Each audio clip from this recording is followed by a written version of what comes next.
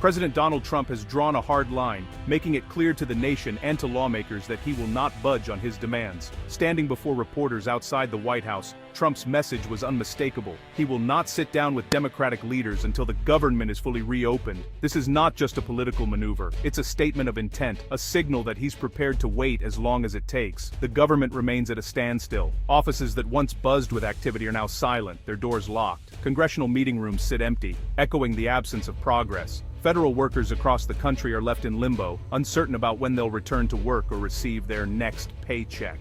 The message from the White House is clear and unwavering. Trump's latest statement comes as the shutdown's impact deepens, with more families feeling the strain. Federal workers are protesting, agency doors are shuttered, and the public is growing restless as essential services are delayed or denied. It's an ultimatum that raises the stakes in Washington, intensifying the already tense atmosphere on Capitol Hill. News crews camp outside, capturing every development, while politicians move through the corridors, searching for a breakthrough that remains elusive. The president's words landed like a thunderclap, reverberating through the halls of power and across the country. Reporters scrambled to relay the news, and lawmakers on both sides of the aisle were forced to reconsider their strategies. No meeting unless the government is opened, Trump declared from the White House lawn, his tone resolute. He made it clear that compromise would only come after the government's doors are unlocked. The shutdown has dragged on for weeks, with no end in sight, yet Trump shows no signs of blinking. He walks with confidence. Projecting strength to his supporters and critics alike. He's betting that Democrats will fold first, believing that mounting pressure from the public and federal workers will force them to concede. Meanwhile, Democrats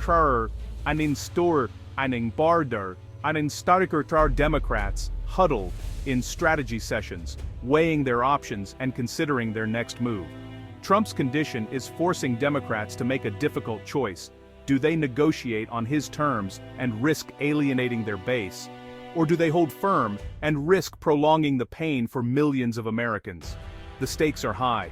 Every day the shutdown continues. More federal workers go without pay, and more government services are disrupted. Lawmakers debate fiercely, but a solution remains out of reach. The standoff is now sharper than ever, with both sides digging in and refusing to yield. The divide between Democrats and Republicans has never been more pronounced, and the nation watches as the impasse drags on. Across the country, Americans watch the news anxiously, waiting for signs of progress. Crowds gather outside the Capitol, and government workers line up at food banks hoping for relief. As the shutdown continues, nerves are fraying. Families struggle to make ends meet, and frustration grows with each passing day. Protest signs appear outside government buildings, demanding action from Washington. The president's stance has sent a jolt through Congress, sparking heated debates and late-night negotiations. Security is tight, and the Capitol remains a focal point of national attention. Lawmakers know the world is watching. International media outlets broadcast live from Washington, highlighting the global significance of America's political standoff. And so far, neither side is backing down. The impasse continues, with both parties holding firm to their positions. The nation waits, hoping for a resolution that will finally bring the government back to life. The government shutdown has now entered its fourth week, with no clear end in sight. What began as a political standoff has spiraled into a national crisis, affecting millions of lives in ways both seen and unseen. Every day, thousands of federal workers miss paychecks, forced to make impossible choices about how to pay their bills and support their families. National parks, once bustling with visitors, now stand silent and deserted, their gates locked and trails empty.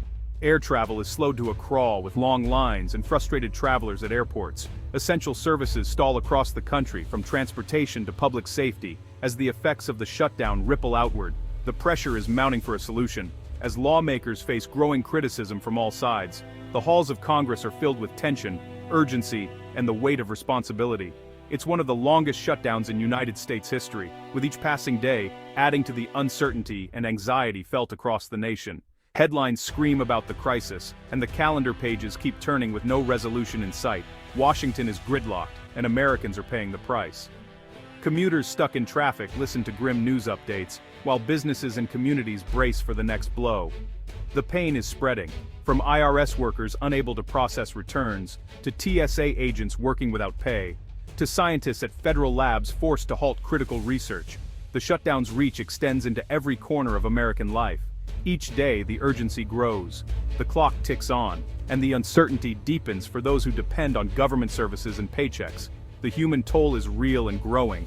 Behind every missed paycheck is a family struggling to make ends meet, parents worrying about groceries, rent, and medical bills. Families are dipping into savings, cutting back on essentials, and anxiously waiting for relief that seems further away with each day. The financial strain is taking a heavy emotional toll. Some are taking second jobs, working late into the night just to keep food on the table. Others find themselves in food bank lines for the first time, a stark reminder of how quickly circumstances can change. The ripple effects reach far beyond the capital. Small towns and rural communities feel the impact as local businesses lose customers and community programs are put on hold. This is not just a political fight between parties, it's a struggle that touches every American, regardless of where they live or who they voted for. It's a crisis for millions, pushing families to the brink and overwhelming social services. Unemployment offices are crowded, and the lines for assistance grow longer each day. Yet, as the weeks add up, the two sides remain as far apart as ever. The debates grow more heated, but solutions remain elusive. The shutdown's impact grows deeper, leaving offices empty and work unfinished. Personal items sit abandoned on desks, reminders of lives put on hold. And the search for a way out seems more desperate with each passing day. As darkness falls over the capital, millions of Americans wait and hope for a breakthrough that will end the uncertainty and restore some sense of normalcy to their lives. Inside the Capitol, Republicans gathered for a high-stakes luncheon. The mood was tense but united. GOP senators and House members stood behind President Trump. They echoed his demand, no deal until the government reopens. The luncheon was more than just a meal. It was a show of strength. Leading Republicans lined up to support Trump's position. "We're all together," one senator told reporters as he left the room. The party is presenting a united front. Some in the GOP had quietly hoped for compromise. Not today. The message was discipline and loyalty. Even doubters kept quiet. Trump's team is betting that solidarity will force Democrats to the table. The party's unity is striking. In the past, cracks would show during a crisis. But this time, Republicans are rallying around their leader. The pressure is on Democrats to respond. Republican leaders are weighing their options, and the stakes could not be higher. With the nation's attention fixed on Capitol Hill, every move is being scrutinized by the public, the media, and their own party members. The choices before them are stark, and the consequences will ripple far beyond Washington. The first question on everyone's mind: do they push for a temporary funding bill, a stopgap measure that would buy time but not resolve the underlying disputes? Or do they take a harder line, daring Democrats to keep the government closed even longer, risking public backlash but hoping to force concessions? Right now, two main proposals are in play, each with its own set of risks and rewards. The first option is a short-term bill, often called a continuing resolution. This would reopen the government for just a few weeks, allowing federal employees to return to their jobs and essential services to resume, at least temporarily. Supporters argue this approach gives both sides more time to negotiate a broader deal, lowering the temperature and providing a window for compromise. Some lawmakers see this as the safest way out of the current deadlock, a way to show progress without giving up leverage. But there's a catch: it's risky. Will President Trump accept a short-term fix, or will he demand a more permanent solution before agreeing to reopen the government? The other path on the table is a longer extension, a funding bill that would keep the government running into the spring. This option could provide much-needed stability, giving markets and federal agencies a sense of certainty and ending the immediate crisis. Investors and business leaders are watching closely, hoping for a resolution that calms the markets and restores confidence in the government's ability to function. But a longer extension could simply delay the inevitable, putting off the tough decisions and making a long-term solution even harder to reach. The risk is that the same fight will erupt again in a few months, with even higher stakes. Every option carries significant political risk. Lawmakers know that their choices now could define their careers and shape the party's future. With President Trump standing firm on his demands, Republican leaders must choose their next steps carefully, balancing party unity with the need to govern.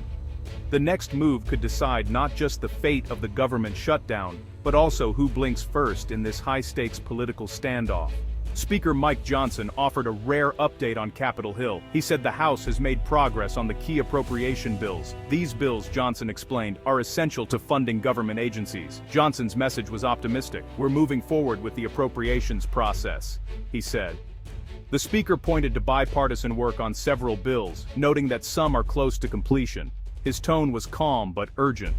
Lawmakers are scrambling to finish their work. Johnson stressed the importance of getting funding bills to the Senate. We have to keep the process going, he added. The speaker is urging members to stay focused, yet hurdles remain. Democrats and Republicans still clash over priorities. Johnson's progress report is a small ray of hope, but the path to reopening the government is not clear. Congressman Buddy Carter didn't mince words. He blamed Democrats for the stalled negotiations. Carter said his state's farmers are suffering, especially in rural Georgia. Democrats are blocking aid, he told reporters after the GOP luncheon. Carter's frustration was clear. He called on state senators to get involved. We need our senators to put pressure on Democratic leaders, he urged. The congressman wants fast action for Georgia's struggling agricultural communities. Georgia's farmers are caught in the crossfire. Carter described stories of crops rotting and families hurting. His plea was direct. This is about people, not politics. The congressman hopes more voices will join his call, but his criticism didn't stop there. Carter warned that delays hurt not just Georgia, but the whole country. He said Democrats should stop playing games and start negotiating for real. Amid the turmoil, Congressman Carter took a moment to recognize American Pharmacists Month. He praised pharmacists for their vital role in healthcare. Pharmacists are on the front lines, Carter said. They help patients every day, even during a shutdown. The congressman stressed the importance of pharmacy services. He said access to medicine must not be interrupted. In rural areas like Georgia, pharmacists are often the only healthcare providers for miles around. Carter highlighted the challenges pharmacists face. With the shutdown, some are struggling to get reimbursements. Still, they keep serving their communities. Carter urged Congress to support them, calling it a matter of health and safety. His words were a reminder. Even in crisis, Americans rely on healthcare heroes. Carter's focus on pharmacists offered a rare note of unity and hope during partisan battles. The government shutdown is about more than politics. It's about people. Federal workers are missing pay. Farmers in Georgia fear for their crops and their futures. The nation's security and health are at risk. Every day the shutdown continues, the stakes grow higher. The fight in Washington has real consequences on main streets across America. The uncertainty is crushing for many families. Will Democrats blink first, or will Trump yield? The answer will shape the lives of millions. For now, the nation waits, caught in the crossfire of a bitter political war. What's at stake is simple but profound: jobs, food, safety, and trust in government. The shutdown's end cannot come soon enough for those caught in its path.